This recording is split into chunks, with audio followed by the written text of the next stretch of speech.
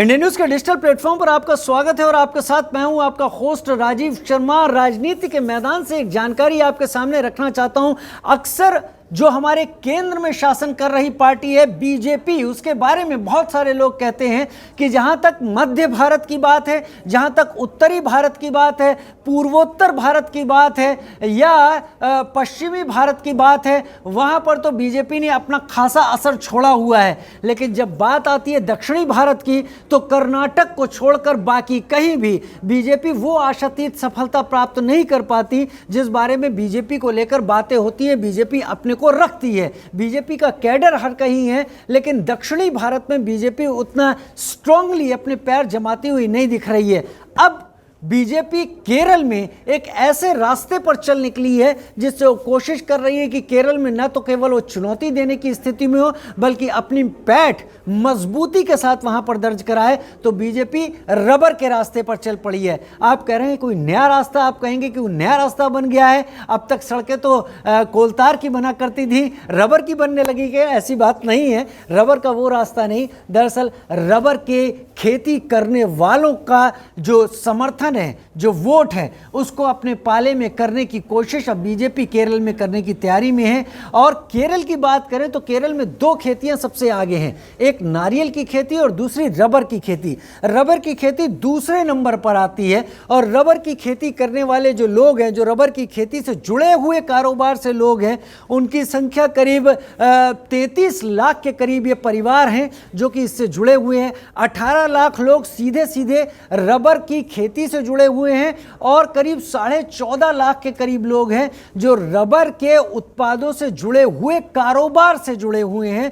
तो ये करीब 33 लाख परिवार है। एक बड़ा यहां पर वोट बैंक है जिसकी जरूरत यह है कि उसको अपनी मेहनत का पूरा उचित मुआवजा, उचित मूल्य नहीं मिल पाता। और क्योंकि केरल में लेफ्ट की गवर्नमेंट है, लिहाजा बीजेपी को ये ग्राउंड एकदम मुफीद लग रहा है। यहाँ पर अपनी ज़मीन बनाने में 120 रुपये पर किलो वहाँ पर रबर की खेती करने वाले किसानों को मूल्य मिलता है, जबकि वो कहते हैं कि उनका खर्चा ही इससे कहीं ज़्यादा है और 300 रुपये किलो मिलेगा तब जाकर किसी तरीके से वो अपने घर को संभाल पाएंगे और आगे चला पाएंगे।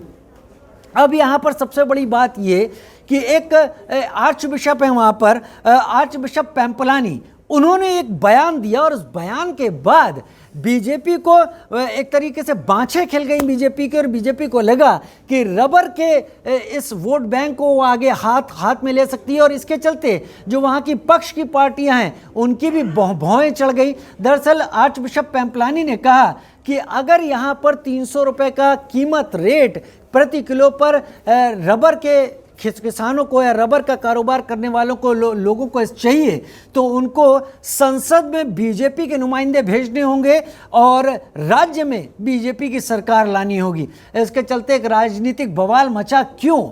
वजह बड़ी है कि रबर की खेती करने वाले ज़्यादातर लोग ईसाई समुदाय से ही आते हैं और आर्च बिशप पैम्पलानी का बयान उनको सीधे सीधे प्रभावित करता है। लिहाजा बीजेपी अब इस रास्ते पर आगे बढ़ चुकी है और उम्मीद यही है कि वो रबर के मुद्दे पर अपनी पैठ बनाने की पूरी कोशिश करेगी। आपको क्या लगता है, बीजेपी इसमें सफल हो पाएगी? क्या बीजेपी के पास ये जो मुद्दा है ये इतना बड़ा मुद्दा है कि बीजेपी वहां पर संसद की, एमपी की, मेंबर ऑफ पार्लियामेंट सीटें जीत सके या सरकार में, वहां राज्य सरकार में आ पाए? आपको लगता है क्या? अगर आपको लगता नहीं भी है तो भी कमेंट सेक्शन में हमें जरूर लिखकर बताइए कि आपको वीडियो हमारा कैसा लगा, इसमें प्रस्तुत की गई राय कैसी लगी और आप इससे कितना सहमत या असहमत हैं। फिलहाल इस वीडियो में इतना ही। नमस्कार।